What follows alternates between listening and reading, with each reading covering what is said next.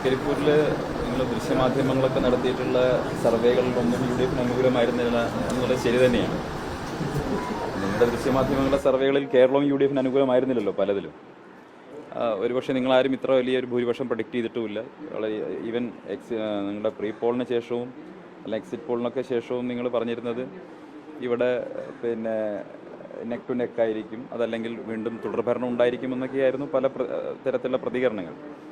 പക്ഷേ ആത്യന്തികമായിട്ട് നിങ്ങളെപ്പോലെ ഞങ്ങളും ജനങ്ങൾക്കിടയിൽ താഴെ തലത്തിൽ പ്രവർത്തിക്കുന്നവരും അവരുമായിട്ട് അഭിമുഖീകരിക്കുന്നവരൊക്കെയാണ്. ജനങ്ങളുടെ പൾസ് നമുക്ക് മനസ്സിലാകും.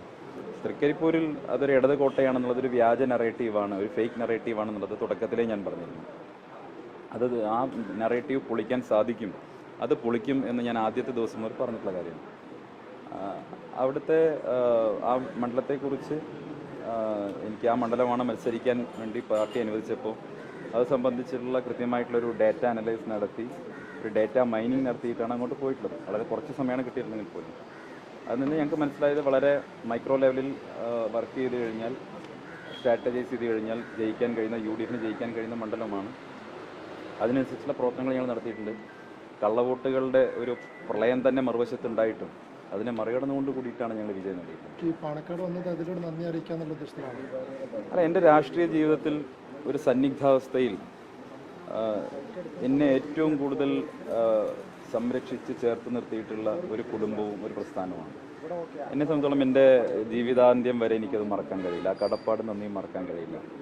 സ്വാഭാവികമായിട്ടും എൻ്റെ മുന്നോട്ടുള്ള യാത്രയിൽ, എൻ്റെ എല്ലാ മുന്നോട്ടുള്ള പ്രയാണത്തിൽ, ഓരോ ഘട്ടത്തിലും തീർച്ചയായിട്ടും ഞാൻ വന്ന് അന്ന് ഓർമ്മയുണ്ടാവും, നിങ്ങളൊക്കെ അന്നുണ്ടായിരുന്നയാളാണ്. ഒരു 1.5 വർഷം മുമ്പ് ഞാൻ ഇങ്ങോട്ട് വന്ന് കയറുന്ന ദിവസം ഞാൻ എൻ്റെ ജീവിതത്തിലെ ഏറ്റവും പ്രയാസവും പ്രതിസന്ധിയും നേരിടുന്നൊരു സമയത്താണ് വന്ന് കയറുന്നത്.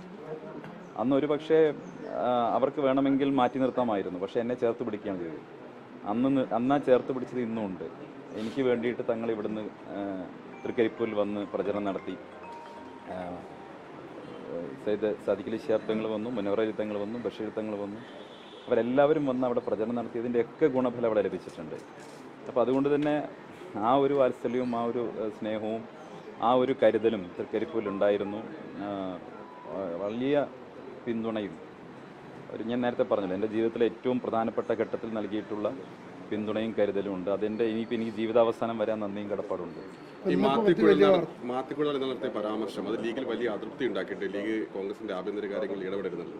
അപ്പോൾ താങ്കൾ ലീഗിന് വലിയ പിന്തുണ നേടിയ ഒരാളാണ്. അപ്പോൾ ആ പരാമർശം അനവസരത്തിലായോ? നോക്കൂ, ഞാൻ ഈ കാര്യത്തിൽ ഇതൊരു ജനാധിപത്യ രാജ്യമാണ്. സ്വാഭാവികമായിട്ടും ഇത്തരം വിഷയങ്ങൾ ഉണ്ടാകുമ്പോൾ ചില ആളുകൾ ചില കാര്യങ്ങൾ പറയുമ്പോൾ നിങ്ങളതിനെ അരികും ഒക്കെ കട്ട് ചെയ്തെടുത്ത് വക്രീകരിച്ചുകൊണ്ട് നിങ്ങൾക്ക് താല്പര്യമുള്ള വിധത്തിലൊക്കെ നിങ്ങളത് പുറത്ത് വിടും. എന്നിട്ട് അത് കാണുന്ന ആളുകൾക്ക് ചിലപ്പോൾ വിഷമം ഉണ്ടാവും. ഇതൊക്കെ സ്വാഭാവികമാണ്. ഇതൊക്കെ ഞാൻ കുറേ കാലം അനുഭവിച്ചിട്ടുള്ള കാര്യമാണ്. നമ്മളൊരു കാര്യം പറയും, ചിലപ്പോൾ ഞാൻ വേറെ ആളെ കോട്ട് ചെയ്ത് പറഞ്ഞായിരിക്കും, പക്ഷേ പുറത്ത് വരുന്നത് എന്തായിരിക്കും, ഞാനത് പറഞ്ഞു വന്നായിരിക്കും. ഇതൊക്കെ എന്താണ് പറഞ്ഞത് എന്ന് സംബന്ധിച്ച് പൂർണ്ണമായിട്ടും മനസ്സിലാക്കാതെ സംബന്ധിച്ച് അഭിപ്രായം പറഞ്ഞത് ശരിയല്ല.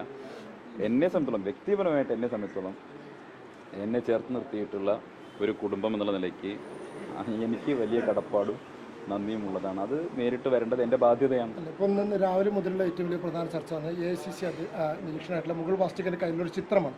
ആ ചിത്രത്തിൽ സന്ദീപ് വാര്യർ KC വേണുഗോപാലിനെ പിന്തുണയ്ക്കുന്നു എന്നതാണ് ആ ചിത്രത്തിലുള്ളത്. അതിൽ അങ്ങനെ എഴുതിയിട്ടുണ്ട്. KCയുടെ താങ്കളുടെ പേരിന്റെ നേരെ KCയുടെ പേര് എഴുതിയിരിക്കുന്നത്. ആ ചിത്രം പുറത്തു വന്നിട്ടുണ്ട്. എല്ലാ ജനാധിപത്യ രാഷ്ട്രീയ പാർട്ടികളിലും ഒരു ഇന്റേണൽ ഡെമോക്രസി ഉണ്ട്, ഒരു ആഭ്യന്തര ജനാധിപത്യം ഉണ്ടായിരിക്കണം. അപ്പോൾ ദൗർഭാഗ്യവശാൽ അത് ഇല്ലാത്ത 2 പ്രസ്ഥാനങ്ങളാണ് CPM ഉം BJP. അവിടെ തീരുമാനങ്ങളൊക്കെ എടുക്കുന്നത് ഒരു കേന്ദ്രത്തിൽ നിന്നാണ്. CPM ആണെങ്കിൽ CPMൻ്റെ ഒരു അധികാരം, ഒരു സെൻട്രൽ പവറുണ്ട്. ആ ഒരു പവർ സെൻറ്ററിൽ നിന്നാണ് തീരുമാനങ്ങൾ വരുന്നത്. BJPക്ക് ആണെങ്കിൽ നാഗ്പൂരിൽ നിന്നാണ് തീരുമാനങ്ങളൊക്കെ വരുന്നത്. അത് താഴെ തലങ്ങളിലേക്ക് യാന്ത്രികമായിട്ട് അനുസരിക്കുന്ന ആളുകളാണ് ഇതര രാഷ്ട്രീയ പ്രസ്ഥാനങ്ങളുള്ളതെങ്കിൽ കോൺഗ്രസ് ഒരു ജനാധിപത്യ രാഷ്ട്രീയ പാർട്ടിയാണ്. അപ്പോൾ നിങ്ങൾ പറയുന്ന കാര്യങ്ങൾ ശരിയാണെങ്കിൽ അത് കോൺഗ്രസിലെ ജനാധിപത്യത്തിൻ്റെ സൗന്ദര്യത്തെയാണ് കാണിക്കുന്നത്. ഞങ്ങളൊക്കെ അഭിപ്രായം തേടിയിട്ടുണ്ടെങ്കിൽ, ഞങ്ങളൊക്കെ അഭിപ്രായത്തെ മതിച്ചിട്ടുണ്ടെങ്കിൽ അതെന്താ സൂചിപ്പിക്കുന്നത്? കോൺഗ്രസ് ഒരു വിശാലമായ ഡെമോക്രാറ്റിക് പാർട്ടിയാണ്.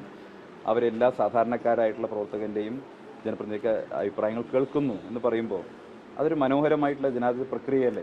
അതങ്ങനെ സംഭവിക്കട്ടെ, അങ്ങനെയാണ് സംഭവിക്കേണ്ടത്.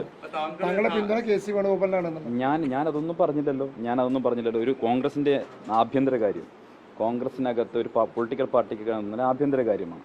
അവിടെ വന്നൊരു ഇന്റേണൽ എക്സസൈസാണ്. ആ ഇൻറ്റേർണൽ എക്സസൈസിൽ എന്ത് പറഞ്ഞു എന്നുള്ളത് ആ പാർട്ടിയാണ് വിലയിരുത്തേണ്ടത്. ഞാൻ എന്ത് പറഞ്ഞു എന്നുള്ളത് നിങ്ങൾ പുറത്ത് വന്ന ചിത്രത്തിൻ്റെ അടിസ്ഥാനത്തിലോ അതെന്ത് ഞാൻ കണ്ടിട്ടില്ല. അതുകൊണ്ട് എനിക്കത് സംബന്ധിച്ച് ഒന്നും പറയണ്ട. ഞാൻ ഇത്ര പറയുന്നു. അല്ല അത് ആ ചിത്രത്തിൽ എന്താണ് എഴുതിയതെന്നോ അതൊന്നും ഞാൻ പറയുന്നില്ല. ഞാൻ ഇത്രേ പറയുന്നു. താങ്കളുടെ പേരിൽ നേരെ എഴുതിയിരിക്കുന്നത്. അല്ല ഞാൻ പറയട്ടെ, ഞാൻ ഇത് പറയുന്നു. അതൊരു ഞാൻ പറയുന്നത് നിങ്ങൾ ആ പുറത്തു വന്ന ചിത്രത്തിൻ്റെ വസ്തു എന്താണെന്ന് വെച്ചാൽ ഞാൻ പറയുന്നില്ല. എനിക്ക് ഇത്രയേ പറയാനുള്ളൂ. കോൺഗ്രസ് എന്ന് പറയുന്ന ഒരു ജനാധിപത്യ പാർട്ടിയിൽ ഇത്തരമൊരു എക്സസൈസ് നടക്കുന്നു എന്നുള്ളത്, ഒരു ജനാധിപത്യപരമായിട്ടുള്ള പ്രക്രിയ നടക്കുന്നു എന്നുള്ളതിനെ നിങ്ങളൊക്കെ അഭിനന്ദിക്കുകയാണ് വേണ്ടത്. ഇത് അതല്ലെങ്കിൽ എന്താ പറയുക, ഇതെങ്ങനെ ജനാധിപത്യ പാർട്ടിയായി മാറുക? ഈ തെരുവിലിറങ്ങി ഇഷ്ടപ്പെട്ട നേതാക്കൾക്ക് വേണ്ടി പ്രകടനം നടത്തുന്നതും അതിന്റെ പരിധിയിൽ വരും. എല്ലാം പാർട്ട് ഓഫ് ഡെമോക്രസി, അതൊക്കെ പാർട്ട് ഓഫ് ദ ഗെയിം. അതെല്ലാം നടക്കും, അതൊക്കെ അങ്ങനെ നടക്കട്ടെ. ഞാൻ ചോദിക്കട്ടെ, വോട്ടർമാർക്കടക്കം വോട്ട് ചെയ്യേണ്ടിരുന്നില്ല എന്ന് പറയുന്ന അവസ്ഥയിലേക്ക് കാര്യങ്ങൾ എത്തിയോ? ഒരിക്കലുമില്ല. ഞാൻ ചോദിക്കട്ടെ, ഇതൊന്നുമില്ലാതെ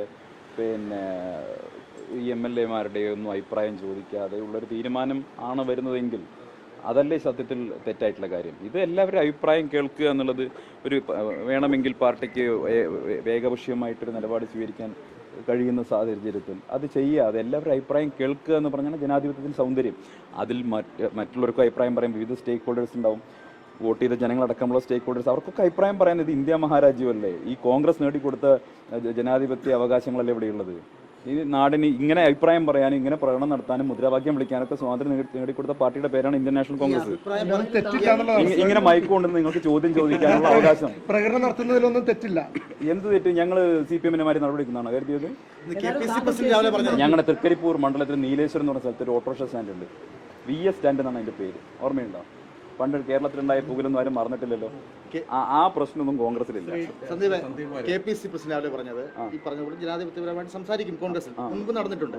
പക്ഷേ ഈ കരിയോല ഒഴിപ്പ്, ഈ ഫ്ലെക്സ് ഒട്ടിപ്പ് ഇങ്ങനെ നടക്കുന്നത് പുള്ളിക്ക് വിഷമമുണ്ടെന്നാണ് പുള്ളി പറഞ്ഞേക്കുന്നത് രാവിലെ. KPC പ്രസിഡന്റ് ഞാൻ പറഞ്ഞല്ലോ, ഈ ജനാധിപത്യത്തിന്റെ ഭാഗമായിട്ട് നടക്കുന്ന മനോഹരമായിട്ടുള്ള സംവാദങ്ങളും പ്രകടനങ്ങളും ഒക്കെ ആശാസ്യകരമാണ്. പക്ഷെ അനാരോഗ്യകരമായിട്ടുള്ള പ്രവണതകളിലേക്ക് പോകരുതെന്നായിരിക്കും അദ്ദേഹം ഉദ്ദേശിച്ചത്. ഞാൻ കണ്ടിട്ടില്ല അദ്ദേഹം എന്താ പറഞ്ഞത്. താങ്കളുടെ മണ്ഡലത്തിൽ മുസ്ലിം ലീഗിന്റെ ഉൾപ്പെടെ പിന്തുണ ഉണ്ടായി വിജയത്തിൽ എന്ന് പറയുന്നത് മുസ്ലിം ലീഗ് VD സതീശനാണല്ലോ സ്വാഭാവികമായിട്ട് ഈ ചർച്ചയിൽ പിന്തുണക്കുന്നത്. താങ്കളുടെ KCയുടെ ടിക്ക് വിട്ടിട്ടുണ്ട്. അല്ല ഞാൻ ചോദിക്കട്ടെ, അതെനിക്കറിയില്ല.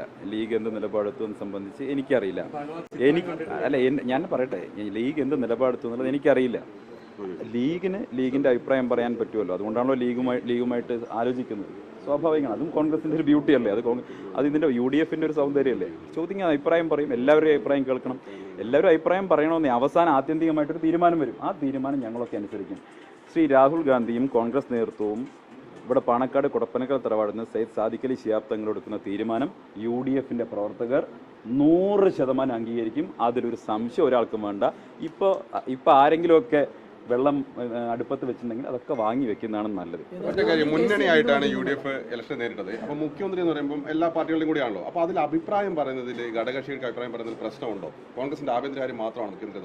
അല്ല, അതൊരു പ്രോസസ്സാണ്. അത് കുറച്ച് നിങ്ങൾ ചോദിക്കുന്ന പോലെ ഈസി ആയിട്ട് പറയേണ്ട കാര്യമല്ല. അതൊരു പ്രോസസ്സാണ്. അതിൽ പല തലങ്ങളുണ്ടായിരിക്കുമല്ലോ. ഞാനൊരു പൊളിറ്റിക്കൽ സ്റ്റുഡൻ്റ് എന്ന രീതിയിൽ പറയാം. കോൺഗ്രസിൻ്റെ MLA-മാരുടെ അഭിപ്രായം സ്വാഭാവികമായിട്ടും നിർണായകമാണ്. ഒപ്പം സ്വാഭാവികമായിട്ടും സഖ്യകക്ഷികളുടെ അഭിപ്രായം ഹൈക്കമാൻഡ് തന്നെ ചോദിച്ചിട്ട് കേട്ടിട്ടുണ്ടല്ലോ. അതിൻ്റെ അർത്ഥം എന്താ? അപ്പോൾ അത് സ്വാഭാവികമാണ്. അവർ അഭിപ്രായം സ്വാഭാവികമായിട്ട് എല്ലാവരുടെയും അഭിപ്രായം കേൾക്കും. അതിപ്പോൾ നിങ്ങൾ അഭിപ്രായം പറഞ്ഞാലും കേൾക്കും. ആഭ്യന്തര കാര്യത്തിൽ ഇടപെടരുത് എന്ന് പറയുന്നതിൽ ഒരു പ്രശ്നമില്ല. ഞാൻ അദ്ദേഹം പറഞ്ഞത് പൂർണ്ണമായിട്ടും കേട്ടിട്ടുള്ള ആളാണ്. നിങ്ങൾ പറയുന്നത് കേട്ടിട്ട് മറുപടി പറയാൻ പറ്റില്ല. കാരണം എന്താ പറയുക, നിങ്ങൾ പണ്ട് എന്നെ ഇതുപോലെ ഒരുപാട് ഞാൻ പറഞ്ഞ കാര്യങ്ങളൊക്കെ വക്രീകരിച്ചിട്ടുള്ള ആളാണ്. അപ്പോൾ അതുകൊണ്ട് അദ്ദേഹം എന്താണ് ഉദ്ദേശിച്ചത് പൂർണ്ണമായി കേൾക്കാതെ മറുപടി പറയാൻ അർത്ഥമില്ല. കാര്യം വളരെ കൃത്യമാണ്. കോൺഗ്രസിന്റെ UDF-ന്റെ പ്രവർത്തകർ, ഞാൻ എന്താ പറയുന്നത്, UDF പ്രവർത്തകർ അത് AICC ലീഡർഷിപ്പ് ഒരു തീരുമാനമെടുത്താൽ ബഹുമാനപ്പെട്ട രാഹുൽ ഗാന്ധിയുടെ നേതൃത്വത്തിൽ ഒരു തീരുമാനം വരും. ഇവിടെ പാണക്കാട് സയ്യിദ് സാദിഖ് അലി ശിഹാബ് തങ്ങളുടെ ഒരു തീരുമാനം വരും. ആ തീരുമാനങ്ങളെ ഞങ്ങൾ അംഗീകരിക്കും. ഞങ്ങൾ പ്രവർത്തകരാണ്, ഞങ്ങൾ അച്ചടക്കമുള്ള പ്രവർത്തകർ.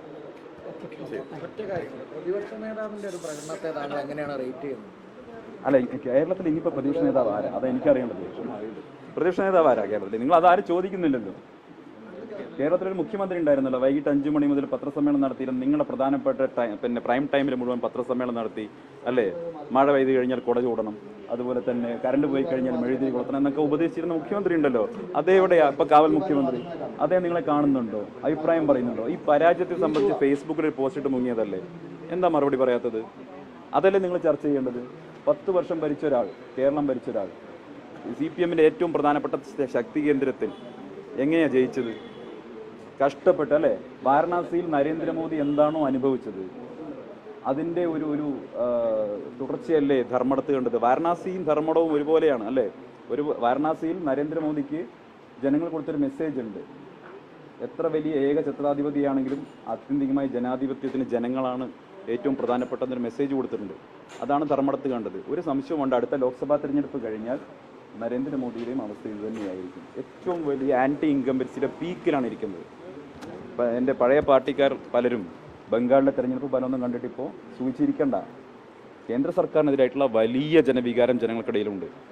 ഞാൻ 100% ഉറപ്പിച്ച് പറയുന്നു, അടുത്ത ലോക്സഭാ തെരഞ്ഞെടുപ്പോടുകൂടി ഇപ്പോൾ കേന്ദ്രം ഭരിച്ചുകൊണ്ടിരിക്കുന്ന നരേന്ദ്രമോദി BJP-യുടെ പതനം ഉറപ്പാണ്. കേരളത്തിലേതുപോലെ തന്നെ ഒരു വലിയ തരംഗത്തോടുകൂടി ഇന്ത്യൻ നാഷണൽ കോൺഗ്രസ് രാജ്യത്ത് അധികാരത്തിൽ തിരിച്ചു വരും.